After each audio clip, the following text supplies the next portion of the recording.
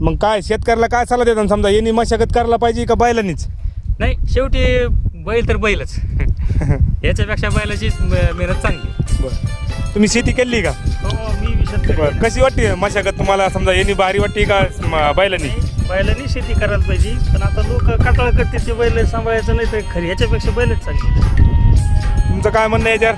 नाही, आपल्याला आवडतच नाही असं. मग कशाने मशागत करायला पाहिजे? बैलाशिवाय तर मजा येत नाही. मित्रांनो, शेती अवजारे निघलेत पण शेतीला बैलाशिवाय पर्याय नाही असं शेतकऱ्याचं म्हणणं आहे मित्रांनो.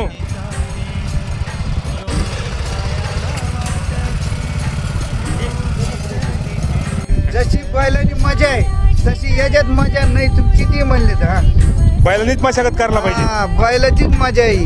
हे काय आहे मोकार धंदा, ज्याला काम नाही त्याने काम करणे.